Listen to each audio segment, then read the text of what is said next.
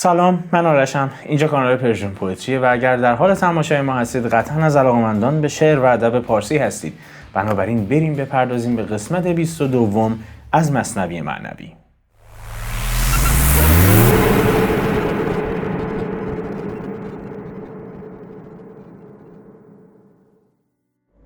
همونطور که عرض کردم رسیدیم به قسمت 22 از مثنوی. بنابراین اگر 21 قسمت قبلی رو مشاهده نفرمودید لینک پلیلیستش رو این بالا تقدیم حضورتون میکنم. حتما تماشا بفرمایید، حائز اهمیت هست. باید با دیدگاه مولانا به عالم معنا بهتر آشنا بشید. و خب وسط یک داستان هستیم، وسط داستان پادشاه جهود نصرانی کش هستیم.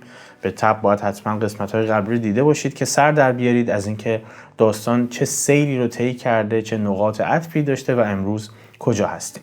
بنابراین من یک خلاصه خیلی مختصری از چند قسمت، 2-3 قسمت قبلی که وارد این داستان شدیم رو عرض میکنم خدمتون و بهتون پیشنهاد میکنم زمان این پست رو ببینید که هیچ کار دیگری به غیر از تماشای این پست نداشته باشید. مسائلی که امروز مطرح میکنم بسیار مهمه. به اختصار عرض میکنم خدمتون. پادشاه یهودی داشتیم که به سبب احول بودن و دوبین بودن و به تبع اون تشخیص ندادن و ندیدن منبع نوری که پیامبران بهش دسترسی دارن که یگانه و واحده و همون خداست، شروع کرد به تعصب ورزیدن و از اونجایی که پیرو دین موسی بود، یعنی یهود بود، شروع کرد دست زد به کشت و کشتار عیسویان، پیروان دین عیسی. یک وزیر مکار، حیله‌گر و بسیار تیزبین و باهوشی داشت که به پادشاه گفت این مسیری که تو میری به نتیجه نمیرسوندت. اگر تو میخوای یه دونه نصرانی، یه دونه عیسوی هم دیگه رو زمین نمونه، این مسیری که تو پیش گرفتی به نتیجه نمیرسه. چرا؟ چون شمشیر گرفتی دستت، میخوای به زور شمشیر ایمان اینا رو از اینا بگیری و خب اینا ازت میترسن. در ظاهر به تو نشون میدن که یهودی هن، ولی در باطن مهر عیسی رو در دل میپرورونن. این مسیر درستی نیست. باید یک حیله و مکری به کار ببریم. شما بیا منو مسله کن، دستای منو ببر، گوش منو ببر، بینی منو ببر و بعد من رو تا لب چوبه دار ببر، ولی ببخش و تبعید کن بین عیسویان. من میرم پیش عیسویان میگم من هم از شما، من هم پیرو دین عیسی بودم، تا الان داشتم وانمود میکردم جلوی پادشاه که پیرو دین موسی هستم و یهودی هستم. حالا پادشاه با هر حیله‌ای که بود فهمید و این بلا رو به روز من آورد. بنابراین من هم شما رو درک میکنم و همین واسطه هم من رو تبعید کرده بین شما و خب میگفت این حرکت رو با من بکن، من دیگه میرم، من میدونم و این عیسویان چنان بین اینا تفرقه میندازن که خودشون رو از بین ببرن. و اینجا مولانا در رابطه با تقلید عوام الناس صحبت کرد. اینکه عوام، عموم مردم اهل تقلید هستن و اون دریچه مناسبی از دیدگاه که باید داشته باشن رو ندارن و صحبت کرد که بسیاری از این دامها در مسیر سالک راه حقیقت هست. کسی که در طریقت قدم برمی داره، بسیاری از این دامها در مسیرش هست که این وزیر که یک مثال و یک داستان هست، نوعی از انواع این دام هاست. اساسا نفس ما علاقه داره به این دامها گرفتار شه، منفعت طلبی بکنه، چون درخواستای نفسانی داره، درخواستای مادی داره. به همین جهت بلا فاصله درگیر دامهایی میشه که براش پهن شده و نفس ما صحبت کرد راجبش که مثل یک موشی میمونه که انباری رو خالی میکنه که ما از اعمال نیکمون پر کردیم. ما هرچی نیکی میکنیم تبدیل به آدم بهتری نمیشیم، چون نفس ما مثل موش تمام این انبار رو خالی میکنه و میخوره. این دامها اونقدر زیاد هستن که مولانا ازش با تعبیر لگدکوب خیال یاد کرده بود. جان همه روز از لگدکوب خیال و از زیان و سود و از خوف زوال، نی صفا میماندش نی لطف و فر، نی به سوی آسمان راه سفر. بنابراین توضیح داد برای اسیر نشدن در این دامها ما نیاز به مرشد داریم که در راه سلوک اگر خوب دقت بکنیم، مولانا میگه در تمام اعصار، در همه عصرها اولیای خدا در دسترس هستند. مرشدان راه حقیقت و نیل به مسیر، نیل به مقصدی که مد نظرمون هست که همانا رسیدن به خداست، در دسترس ما هستند که ما رو در مسیر سلوک هدایت بکنند. اما وقتی ما چشم و گوشمون رو به اینها بستیم، چه فایده، اینا روبرو چشم ما هستن ولی ما نمیبینیمشون. میگفت یار با او غار با او در سرود، مهر بر چشم است و بر گوشت چه سود. برای اینکه توجیه بکنه شما رو و مثال بیاره از اینکه چگونه میشود یک ماهیتی روبروی دیدگان شما باشه اما شما نبینیدش، به عنوان مثال اولیاء خدا، یک مثال میاره. میگه لیلی رو میبرند پیش خلیفه و خلیفه داستان رو این شکلی شرح میده. گفت لیلی را خلیفه کان تویی، کز تو شد مجنون پریشان و قوی، از دگر خوبان تو افزون نیستی، گفت خاموش چون تو مجنون نیستی. لیلی رو میبرن پیش خلیفه، خلیفه نگاش میکنه میگه مجنون قیس به خاطر تو این شکلی دیوونه شده، بهش میگن مجنون، از دگر خوبان تو افزون نیستی، حالا ظاهرت هم چیزی اضافه بر بقیه نداره. و لیلی بهش میگه خاموش چون تو مجنون نیستی، تو چشم لیلابین نداری، چشم مجنون صفت نداری که زیبایی من رو ببینی. به کسانی اشاره کرد که اصل رو نمیبینند و چسبیدند به سایه ها و در پی شکار سایه ها هستند. مولانا میگه این جهان سایه ای از اصل هست و شما نباید درگیر این سایه بشید، باید از این سایه استفاده کنید تا به اصل برسید. مثل صیادی میمونید که کلهشو نمیگیره بالا، مرغ رو در هوا شکار بکنه، سایه‌ش رو در زمین میبینه و دنبال اون میدوه و میره که این سایه رو شکار بکنه و تمام عمرش رو صرف شکار این سایه میکنه و در انتها بهش نخواهد رسید. بنابراین ما نیاز به مرشد داریم، باز هم تاکید میکنم، نیاز به مرشد داریم که از این خیالات نفسانی و از این عالم سایه ها ما رو رها کنه و به نور برسونه. و توضیح داد این مرشد خودش سایه خداست. یعنی شما این مرشد رو که میبینید صفات در حقیقت خدا رو داره، صفات الله رو با خودش حمل میکنه. مثال در جای دیگری از مثنوی زده، میگه مثل آهنی میمونه که کردیدش توی کوره، کردیش توی آتش ساعت‌ها اون تو مونده. وقتی که این رو میارید بیرون، آهن هنوز آتش نیست ولی خاصیت اون آتش رو داره، دستتون رو بهش بزنید میسوزونه شما رو. همون صفات رو داره با اینکه اصل اون نیست. بنابراین میگه شما نیاز دارید به یک مرشد که مثل سایه خدا عمل میکنه و شما اگر تیزبین باشید وقتی سایه رو میبینید متوجه میشید کدوم نور باعث ایجاد این سایه شده و از این مرشد که سایه هست به اصل ماجرا خود خدا میرسید که اصل نور هست.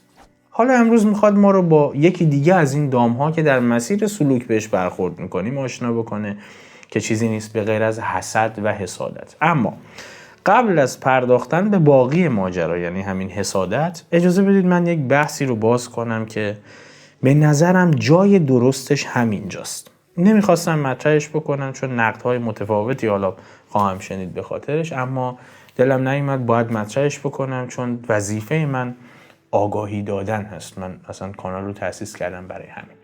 به همین جهت هر کاری دارید بذارید کنار و این بخش از حرفای من رو به دقت گوش بکنید.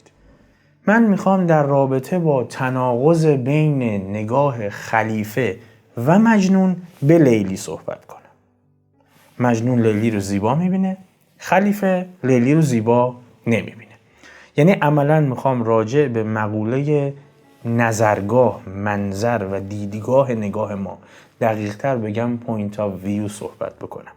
شما اگه منظر یا دیدگاه یا پوینت آف ویو نداشته باشید، عینک مخصوصی رو بر چشم خودتون نزده باشید، برخی از دیدنی ها رو نمیبینید. من مثال برای شما میزنم. صبح بلند میشید میرید بیرون، میرید از در خونه میرید بیرون، سوار ماشینتون میشید میرید سر کار تا شب بیرونید، شب برمیگردید خونه. سوال من اینه آیا شما همه دیدنی ها رو دیدید؟ نه بقیه جهان. همه دیدنی ها در مسیر خودتون که هر روز ازش تردد میکنید رو دیدید؟ قطعا نه. بسیاری از چیزها رو نمیبینیم چون یا ابزارش رو نداریم یا خواستش رو نداریم که ببینیم. پس نکته اول، داریم وارد فلسفه میشیم. نکته اول، اراده ما بر آگاهی ما تقدم داره. یعنی چیزهایی رو که بخواهیم میبینیم، چیزهایی که نخواهیم یا اراده دیدن اونها رو نداشته باشیم نمیبینیم. برای اینکه یک مثال قابل فهم و قابل درکتر تقدیم حضورتون بکنم، مثالی رو میزنم از فیلسوف علم مورد علاقه خودم کارل ریموند پاپر. یک نظریه عجیب و غریب و زیبا داره به نام نظریه ابطال پذیری یا ریفیوتابیلیتی که حالا در اپیزود مربوط به خیام مفصل راجع به این مسئله صحبت خواهم کرد، بسیار مهمه. اما میخوام مثالی رو براتون بزنم که خود کارل پاپر در کلاس‌هاش میزنه. میگه من به دانشجوهام همیشه ورق میدم و میگم یه 10 دقیقه 20 دقیقه بهشون وقت میدم، میگم حالا در کلاس نشستید، روی ورق هر چی که در این کلاس میبینید رو بنویسید و پس از اینکه وقتشون تمام شه برگه ها رو میگیرم و بهشون نشون میدم که چقدر چیزها هست در این اتاق که نمیبینن، فقط با قیاس نوشته های خودشون با هم دیگه. دانشجوی A فلان چیز رو دیده که دانشجوی B ندیده و دانشجوی B فلان چیز رو در اتاق دیده که دانشجوی A ندیده. نتیجه گیری که ازش میکنه میگه دانش یک همچنین چیزی است، مفروضاتی که در ذهن ماست باعث میشن که ما یه سری چیزها رو ببینیم، یه سری چیزها رو نبینیم، که به این میگن point of view، یعنی دیدگاه. این مفروضات درون ذهن ما به ما میگه چی رو ببینیم، اراده دیدن چی رو داره و چی رو نداره. یک مثال دیگه براتون میزنم. فرض کنید شما 2 روز در یک خونه محبوس بودید و هیچی نخوردید و حالا دری به تخته میخوره، در این خونه باز میشه و یهو میرید بیرون. شما به هیچ عنوان به آسمون آبی توجه نخواهید کرد. شما به زیبایی‌های طبیعت توجه نخواهید کرد. به ناهنجاری‌های اجتماعی که از رفتار مردم با هم دیگه می‌بینید توجه نخواهید کرد. شما همه چیز رو از یک منظر می‌بینید. از یک پوینت آف ویو می‌بینید. اینکه چیزهایی که می‌بینید قابل خوردن هستند یا نه. یعنی مثلا مفروضات ذهنی شما، اراده شما برای دیدن به دنبال اینه که ببینه این چیزها رو من میتونم بخورم یا نه. من 2 روز غذا نخوردم. کارل پاپر میگه تئوری شما و این مفروضات شما دقیقاً مثل چراغ قوه. چراغ قوه‌ای که شما وقتی تئوری دارید، یک چراغ قوه دارید که با اون فضایی رو روشن میکنید که قراره ببینید. یعنی اون فضای تحقیقتون رو روشن میکنید.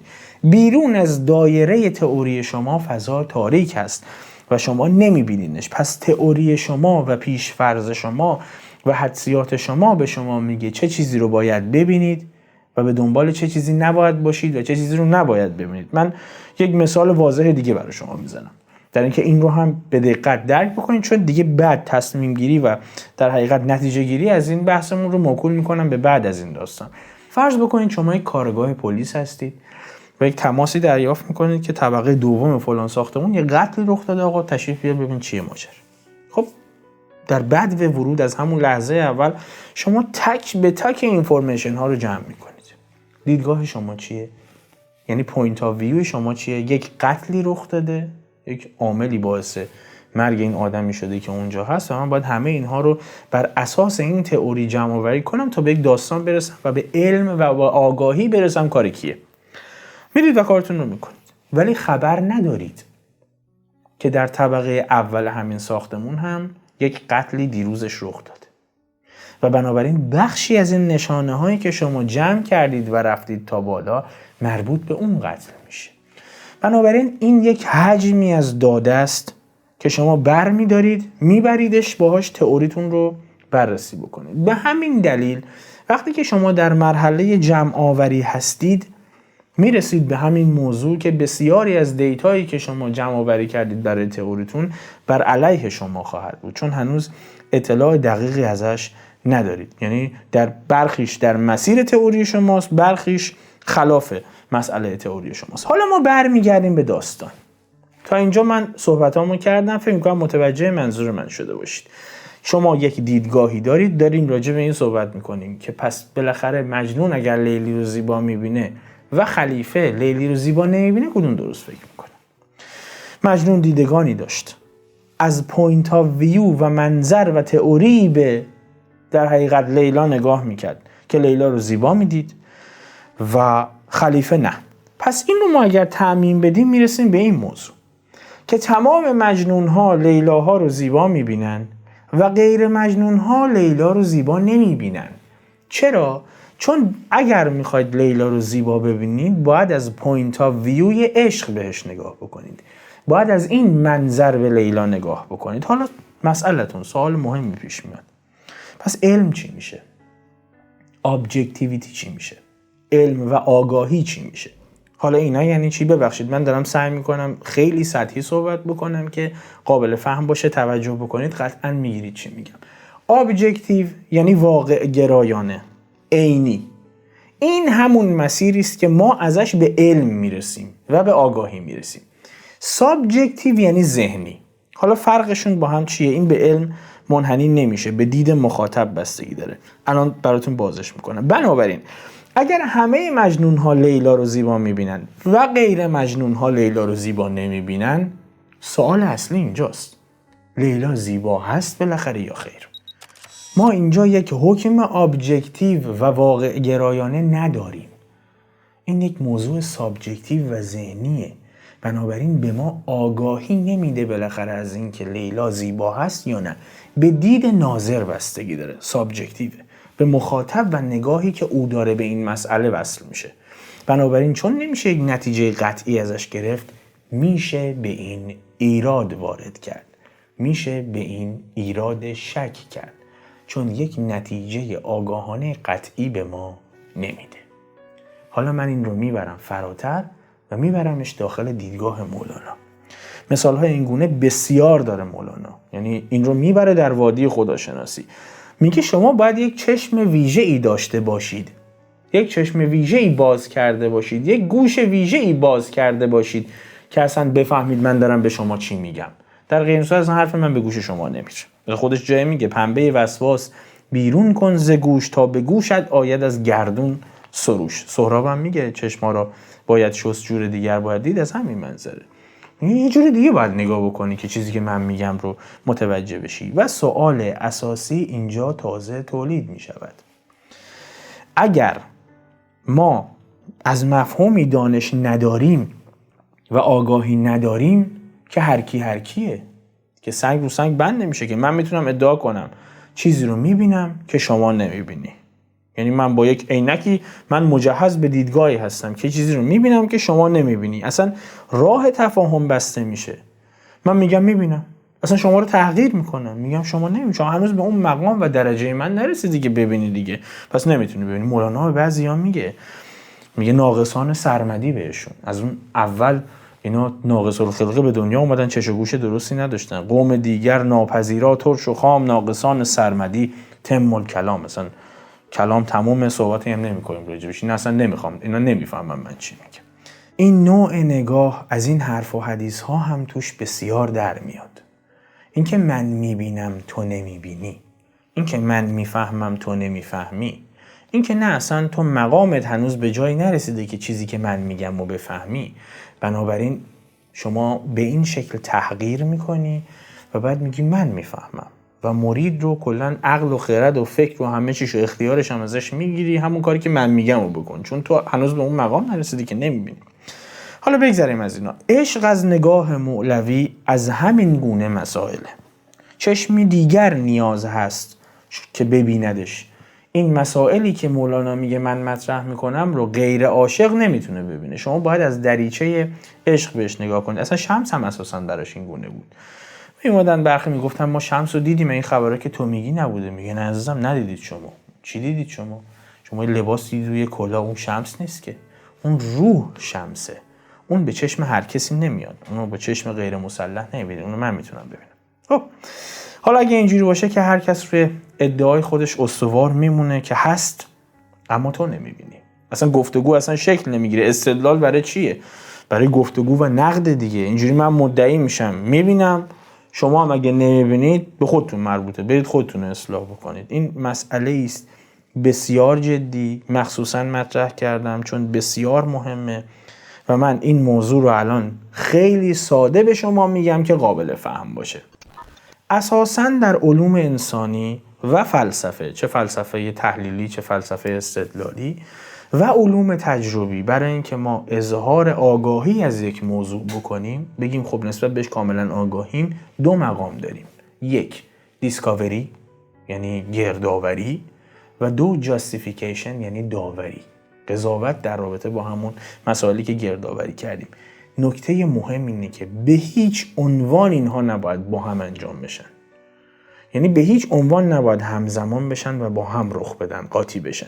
حالا هر کدومش چیه؟ گردآوری یا اون دیسکاوری به منزله پژوهشیه که در اون ما داده‌های مختلف از یک موضوع رو جمع می‌کنیم برای خودمون. اینو خودشون که نمیگن کدومشون درستن کدومشون غلط. برمیگردیم به همون کارآگاهی که رفته بود طبقه سوم داشت دیتا جمع میکرد، کلی دیتا و نمونه خون جمع کرده بود، ولی اینا نمیگن کدومشون درسته کدومشون غلط، که کدومشون به اون قتل طبقه پایینی ربط داره کدومشون به اون طبقه بالاییه. اینا باید بره و به بوته آزمایش و جاستیفیکیشن یعنی قضاوت و داوری برسه. بنابراین شما در مرحله گردآوری فقط اینفورمیشن و اطلاعات جمع میکنید و در این مرحله به علم نخواهید رسید. میرید در مرحله دوم یعنی داوری و قضاوت. علم به یک موضوع با ورود به مرحله قضاوت رخ میده. حالا شما اون داده هایی که گردآوری کردید رو میارید به بوته آزمایش میذارید، قضاوت و داوری میکنید، میبینید کدومش به تئوری شما مربوط میشود کدومش مربوط نمیشود. اونایی که مربوط میشه رو جمع میکنید، یک شالوده شکل میدید و ازش یک تئوری در میارید، میگید حدس من اینه که واقعیت در این محدود است و بعد به نتیجه میرسید و این تبدیل میشه به علم و آگاهی. یعنی شما باید یک ترازویی داشته باشید که این داده ها رو با اون ترازو بسنجید، ببینید چی درست هست چی درست نیست. در فلسفه این ترازو میشه برهان، میشه دلیل. در علم تجربی هم که خب میشه تجربه، اما و صد اما.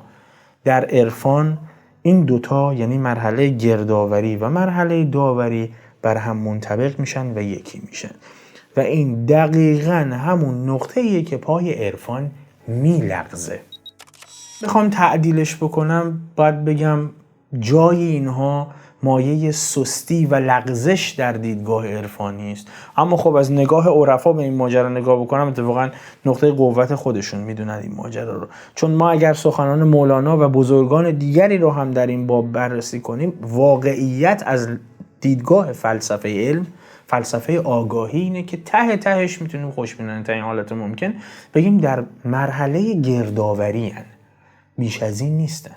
چون باید اینها به بوته داوری یعنی برن سراغ مرحله دوم، برن در مرحله داوری، اونجا داوری و قضاوت بشن که عملا نمیشه. چون مسائل مطروحه در عرفان داوری ناپذیرند، ابطال ناپذیرند. مولانا خودش راجع به این موضوع صحبت میکنه، میگه من دارم از تجربیات معنوی و عرفانی و اشراقی صحبت میکنم. تجربیاتی که خودشون دلیل خودشونن، شما از من دلیل نخواید. یعنی هم ادعا هستن هم دلیل ادعا هستن. حالا شما نمیتونید ببینید، ارتباطی به من نداره. میگه یوسف کنعانی هم روی چون ما هم گواست، هیچ کس از آفتاب خط و گواهان نخواست. آفتاب روشنه دیگه، کسی نمیخواد دلیل بدونه که قانعش بکنیم چرا روشنه. روشنه، کسی که روشنیشو نمیبینه چش نداره دیگه، حالا صحبتی ندارم باشه. تجربیات معنوی و اشراقی از این قسم تمام و کمال یقینی هستند. در همین مرحله گردآوری متوقف میشن و مولانا جای دیگه هم میگه اصلا از من دلیل نخواید. پیش اومده حتی کسانی فشار آوردن به مولانا، هست در ابیاتش، و اشکال بهش مطرح کردن و ازش دلیل خواستن برای اینکه قانعشون بکنه. گفته گر شوم مشغول اشکال و جواب، تشنگان را کی توانم داد آب. میگم کارم اینه که به تشنگان این مسیر، به تشنگان مسیر معنویت آب برسونم. اگه بخوام درگیر سوال و جواب و قانع کردن شما بشم که دیگه هیچ، اساساً شما نمیتونید بپذیریدش چون به مرحله داوری نمیرسه. حالا باز اینجا دو تا نگاه به وجود میاد. این که شما میگید که قابل پذیرش نیست چون من نمیتونم حقانیتش رو ثابت بکنم. عرفا هم از اون سمت میگن که خب باشه، حالا نمیخوای بپذیری نپذیر، حقانیتش رو نمیتونی ثابت کنی، نمیتونی آزمایشش کنی، باش، نمیتونی داورش کنی، اما نمیتونی کاملا هم باطلش کنی. چرا؟ چون نمیتونی آزمایشش کنی و نمیتونی داوریش بکنی. اساساً امورات پیامبران هم همین گونه بوده دیگه. شما باید اعتماد کنی.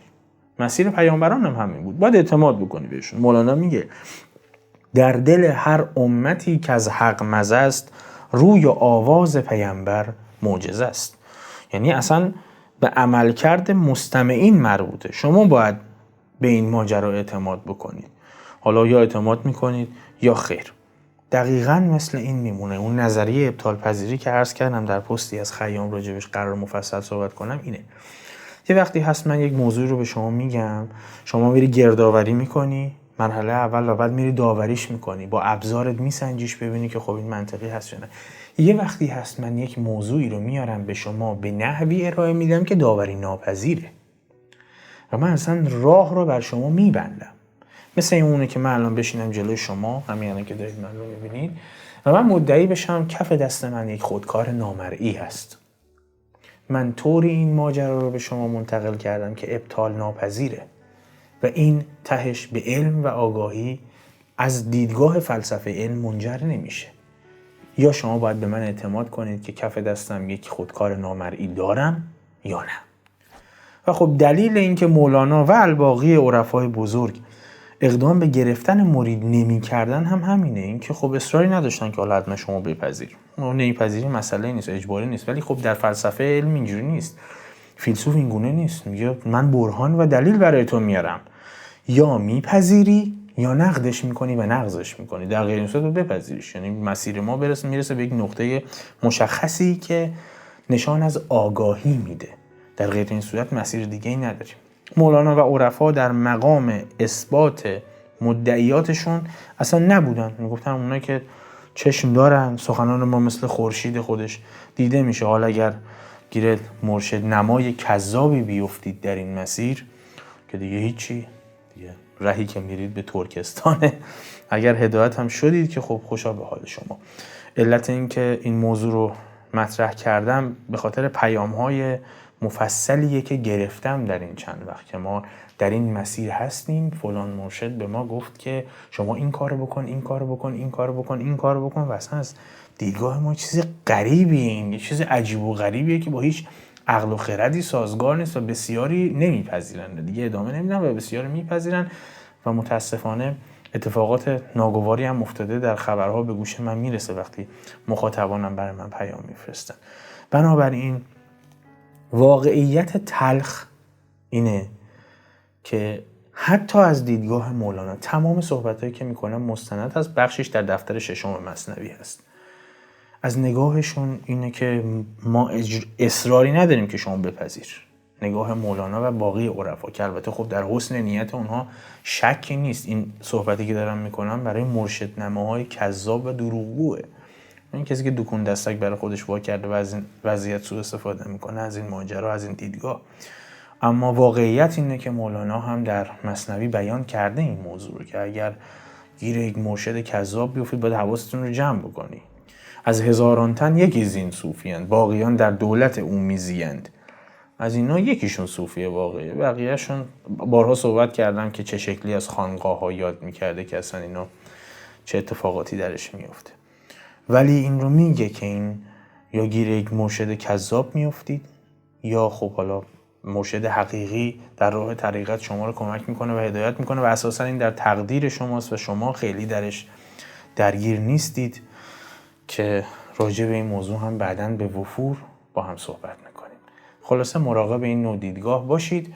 نگاه عارفانه اگر دقیق نباشه و در مسیر درستش نیفته بسیار مفسده خیز خواهد بود.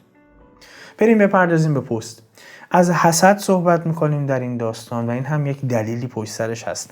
اگر خاطرتون باشه گفتم میخواد یکی از این دامها رو بگه و خب میره میپردازه به اون وزیره الان.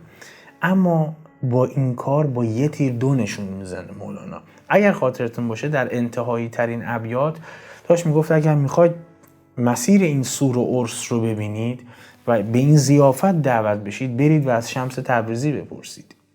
و اگر به او دسترسی ندارید نگفت بیاید از من بپرسید، گفت برید از حسام الدین چلوی عملاً از او بپرسید. و بلافاصله پس از این مسئله حسد رو در حقیقت بیان میکنه و علتش هم اینه که بفهمونه به اطرافیانش که به حسام الدین در حقیقت حسودی نکنید، چون بسیار به مولانا نزدیک بود و بسیار حسد می‌ورزیدن بهش، تا جایی که مولانا پس از خودش حسام الدین رو خلیفه خودش در حقیقت خلیفه پس از خودش معرفی کرد، حتی نه پسرش رو. بنابراین نه فقط مولانا، متفکران بسیاری از مضرات حسد سخن گفتن، چون ریشه های تاریخی داره. نمونهش رو شما بگیرید برید عقب، میرسید به هابیل و قابیل که یکی از این برادران اون یکی رو بر اساس حسد کشت، که ماکیاولی از این داستان یک جمله شاهکار مطرح میکنه که اساساً تاریخ بشر با برادرکشی شروع شده. و خب بگیرید برید جلوتر، قصه یوسف و برادران بود که از حسد او رو در چاه میکنن. و بگیریم بیاین تا زمان مولانا که خب دوستانش و نزدیکانش به حسام الدین حسادت میکردن. به همین جهت میگه اگر نمیدونید چه شکلی در این مسیر وارد شید، از حسام الدین بپرسید. و در ابیات بعدی میگه از حسد دوری کنید. تا بیت 428 رو خونده بودیم در قسمت‌های قبلی و خب میرسیم به بیت 429. میگه گر حسد گیرد تو را در ره گلو، در حسد ابلیس را باشد غلو. کوز آدم ننگ دارد از حسد، با سعادت جنگ دارد از حسد. غلو هست، من غلو خوندم به واسطه هم‌آوایی با گلو هست، به معنای زیاده روی. میگه اگر وسط این راه طریقت هم داره یه تیکه میندازه به نزدیکانش که به حسام الدین دارن حسادت میکنن و هم داره میپردازه واقعا به یکی از این دامها، از حسادت باید دوری کرد در این مسیر. میگه اگر وسط راه طریقت، وسط راه سیر و سلوک، وسط راه خودشناسی شما برخورد بکنید به حسادت و حسادت این گلوی شما رو پر بکنه، گلوی شما رو بگیره، این نکته رو باید بدونید که فقط ابلیس و شیطانه که در حسادت زیاده روی میکنه. یعنی این حسادت و حسد صفت شیطانه، داره این شکلی به شما اخطار میده. کوز آدم ننگ دارد از حسد، با سعادت جنگ دارد از حسد. میگه اشاره میکنه به همون داستان در حقیقت ازلی. میگه شیطان از روی حسادت ننگ داشت که بر آدم سجده بکنه دیگه، و با چنین ستیز و حسادتی که به آدم ورزید موقعی که خدا گفت بهش سجده بکن، درگیر بی سعادتی شد و با سعادت خودش جنگید به واسطه همین حسادتش. و خب جلوتر برای شما تشریح میکنه که اصلا حسادت چگونه کار میکنه. در بیت 431 میگه عقبه‌ای زین صعب‌تر در راه نیست، ای خنک آنکش حسد همراه نیست. بسیار مهمه دیگه، به وضوح داره میگه عقبه‌ای زین صعب‌تر در راه نیست. عقبه یعنی گردنه، پیچ و خم. میگه در راه سیر و سلوک هیچ گردنه‌ای سخت‌تر و دشوارتر از کنار گذاشتن حسادت نیست. مشکل ترین مسیره. ای خنک آنکش حسد همراه نیست. میگه خوش به حال اونی که حسادت رو دنبال خودش نداره، حسادت رو با خودش حمل نمیکنه. و اما اصلا حسادت رو بذار تعریف بکنیم چی هست. چرا میگه از سخت ترین گردنه های سیر و سلوک هست؟ چون اساسا از سخت ترین امراض روحی و اخلاقی بشره این حسادت. منشأش، خیلی به این دقت بکنید، منشأ حسادت احساس نقص در خود و کمال در دیگری است. یعنی کسی که حسادت می‌ورزه، این حاسد، همیشه دغدغه این رو داره که از بقیه کمتره و این احساس کمتری به همینجا منتهی نمیشه. این توأم میشه با بدخواهی و کینه‌ورزی. به این نقطه که میرسه شخص حاسد، کسی که حسادت میکنه، عرض کردم در خودش احساس نقص میکنه دیگه، اما نمیاد این نقص رو از خودش برطرف بکنه. کسی دیگری رو کاملتر میبینه و داره بهش حسادت میکنه، عوض اینکه خودش رو، نقص خودش رو برطرف بکنه، چون در خودش نمیبینه، اعتماد به نفس نداره که به اون نقطه برسه، آرزوی زوال نعمت اون شخص رو میکنه که داره بهش حسادت میکنه. بنابراین به اینجا ختم نمیشه. حسادت چندین نوع از احساسات رو توامان با هم همراه داره. تنگ نظری هست، خشم هست، کینه هست و ای کاش همینجا بمونه. این حسادت برای برخی ها منجر به این میشه که اقدام بکنن برای زائل کردن و به زوال رسوندن نعمت اون آدمی که دارن بهش حسد می‌ورزن. به همین جهته که مولانا به شما میگه یکی از سخت ترین گردنه های سلوک و عملاً زهد و تقوا همین بیرون کردن حسد از تفکر و از نفسانیت انسان هست. حالا چجوری باید این ماجرا رو حل بکنیم؟ خب بده، صفت بدیه راه حلش چیه؟ مولانا خیلی جذاب میگه، جایی میگه پس کمالی را به دست آور تو هم که از کمال دیگران نفتی به غم. نفتی یعنی نیفتی. میگه حسادت کردن نداره، میخوای این رو کنار بذاری، برو خودت هم یه کمالی به دست بیار، نخوا نعمت اون و کمال اون رو ازش بگیری و او رو نابود بکنی، کینه ورزی بکنی، کینه توزی بکنی. خودت رو به کمال برسونی، نقص رو از خودت پاک کن. این جسد خانه حسد آمد بدان که از حسد آلوده باشد خاندان. مهمه این جسد، منظورش از جسد این کالبد جسمانی ماست.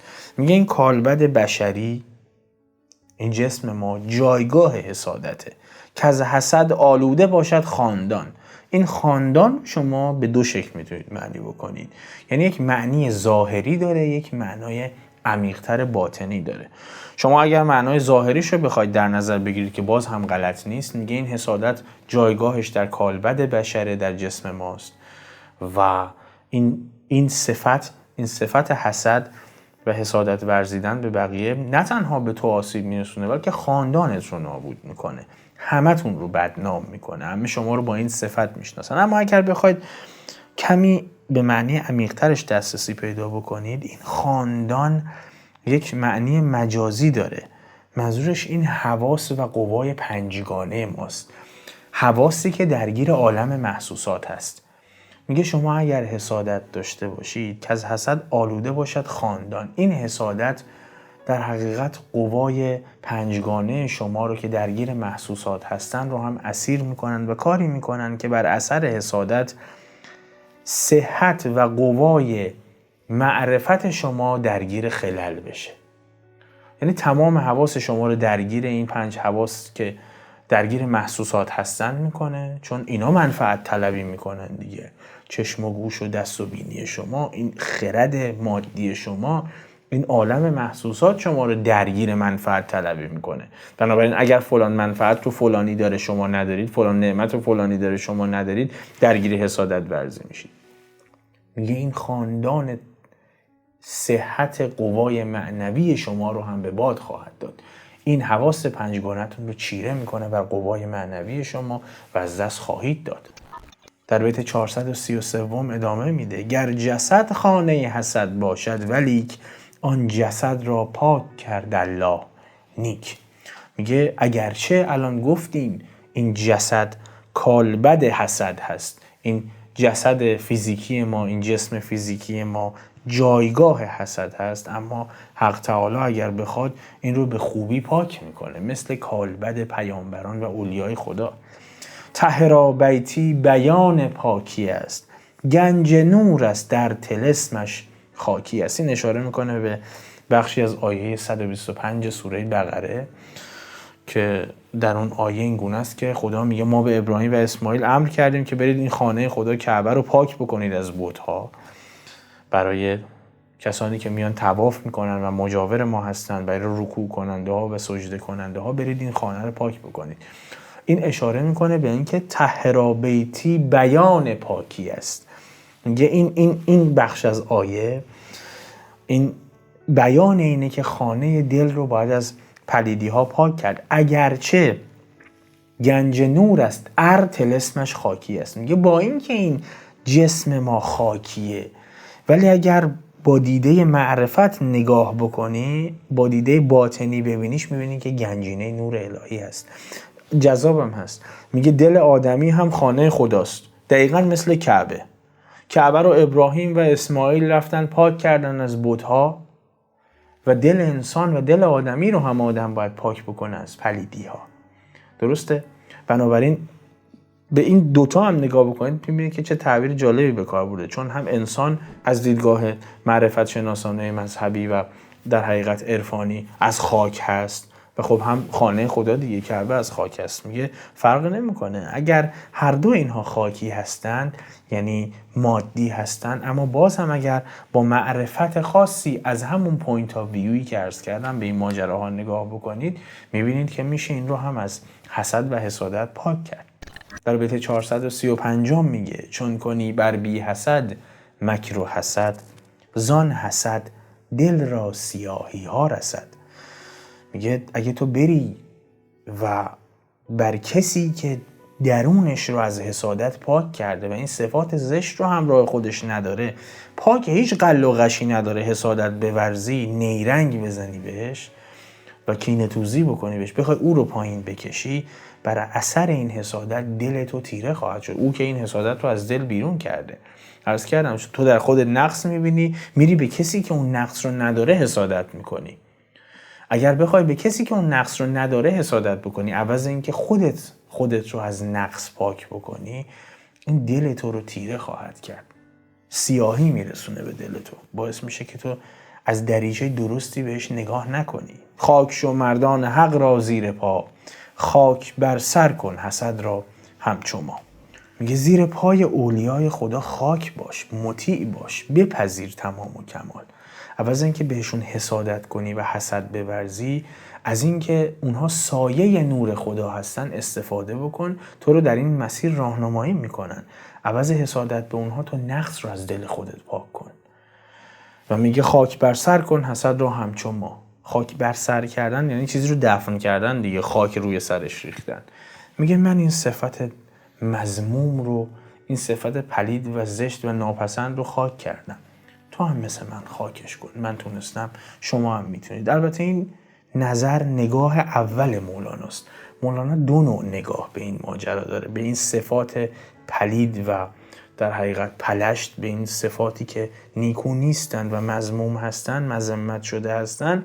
دو مدل نگاه داره. نگاه اول که خب همه دارن، تمام فیلسوفان اخلاق دارن، عرفا دارن، در ادیان بارها و بارها بهشون اشاره میشه فلان صفت بده نداشته باشید، فلان عمل بده انجام ندید، حسادت نورزید، مثلا گناه نکنید، مثلا خیانت درست نیست نکنید.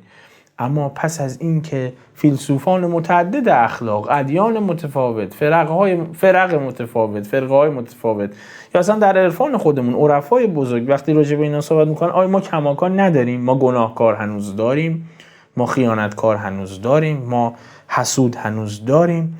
بنابراین حتما جایی در عالم برای این صفات هست. پس خدا دنیا رو با وجود این صفات از دیدگاه عرفا میگردونه. این خیلی مهمه.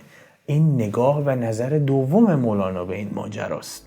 نظر دوم مولانا همینه، اینکه این صفات پایستن بودن، اینها رو هم خدا خلق کرده. گناه رو خدا خلق کرده، حسادت رو خدا خلق کرده. اساساً یکی از چرخ دنده هایی هستند که خدا به واسطه اونها جهان رو میچرخونه و اداره میکنه. به عنوان مثال جنگ مذموم دیگه، از ابتدا تا امروز در تمام ادیان و فرق و تمام فیلسوفان اخلاق و بزرگان عرفان و همش نهی میکنن دیگه، جنگ نکنید. از ابتدای تاریخ بشر تا امروز که دیگه، اصلا امروز که دیگه به فاجعه رسیدیم، همیشه بوده. اساساً یه ذره نخواهید با دیده اغماض بهش نگاه بکنید، صلح فاصله کوتاه فیما بین دو جنگ بوده در تمام تاریخ بشر. و مولانا اشاره میکنه به اینکه بله اینها بد هستند، اما پایستند و هستند و خدا با همین مسائل دنیا رو کنترل میکنه. جملاتی رو که دارم عرض میکنم خدمتتون از ابتدای این پست تا همین الان، یک دونه‌ش هم نیست که من سند از مثنوی توش نداشته باشم یا بیان نکرده باشم. حالا ریز به ریز بخوام برای همش تک تک بیت به بیت مطرح بکنم ممکن سرتون رو درد بیاره، اما تمامش از دل مثنوی بیرون کشیده شده. جای دیگه مولانا همین رو در مثنوی اشاره میکنه: این جهان زین جنگ قائم میبود، در عناصر در نگر تا حل شود. یا اصلا به این جنگ ها در حقیقت قائم هست. جای دیگه‌ای در رابطه با همین صفات و رذیلت ها یک مثال خیلی جذاب میزنه. میگه صفات این گونه مثل همین حسادت که باید ازش دوری بکنید، مثل آتشی بوده یا مثل آتشیه که آب حموم رو به واسطه اون داغ میکنن. خوب دقت بکنید به مثال. میگه آدم اگر هوشیار باشه از این هیزم دوری میکنه. بنابراین آدمی که از این هیزم این آتیش نمیشه، درگیر این صفات نمیشه، در اون حموم دسترسی به آب گرم پیدا میکنه که تنش رو بشویه و پاک بشه. جای دیگه حافظ یک بیت جذاب، البته متعادل‌تر در رابطه با این صفت زشت و ناپسند حسد داره. میگه غمناک نباید بود از طعن حسود ای دل، شاید که چو وابینی خیر تو در این باشد. اون هم نظرش همینه در این رابطه. اینم یک بخشی از عالمه و خدا با تمام این چرخدنده ها داره جهان رو میچرخونه. عذرخواهی میکنم چند بیت کوتاه رو براتون خوندم. در قسمت بعدی که میپردازیم به این ماجرا میرسیم به ابیاتی که در بیت 437 میره دوباره وارد داستان میشه. میگه آن وزیرک از حسد بودش نژاد، تا به باطل گوش و بینی باد داد. میگه اون هم حسادت داشت و به واسطه همین حسادته بود که گوش و بینیش رو برباد داد. البته این گوش و بینی که اینجا میگه گوش و بینی ظاهره نیست دیگه، مولاناست. پشت حرفش حتما یک مفهوم دیگری نهفته است. میگه این صفت حسادت باعث میشه آدمی اصلا اساساً گوش و بینی و چشم و این اصلا حواس حقیقت یابش رو از دست بده. اون وزیر چشم و گوش و این ماجراها رو قبل از اون حادثه از دست داده بود، چون حسد داشت و میخواست تفرقه بیفکنه بین عیسویان و نتیجهش این شد که گوش و بینی رو برباد داد. در قسمت بعدی میپردازیم به اصل داستان حتما، ولی چون نمیخوام پست طولانی شه پست رو همینجا قطع میکنم. ازتون درخواست میکنم توضیحات ابتدایی این پست من رو 2 بار 3 بار چند بار ببینید، برای اسیر نشدن در دام مرشد نماهایی که کذب هست فعالیتشون و کذاب هستن. خیلی مهم هست. عرض کردم دلم نمیخواست صحبت بکنم ولی نیاز هست، چون اگر 20-22 قسمت دیدید حتما درگیر این پلیلیست هستید و ممکنه تفکرتون این باشه که باید در این مسیر قدم بردارید. بنابراین بسیار باید مراقب باشید. در پست بعدی هم ببینمتون. به سلامت.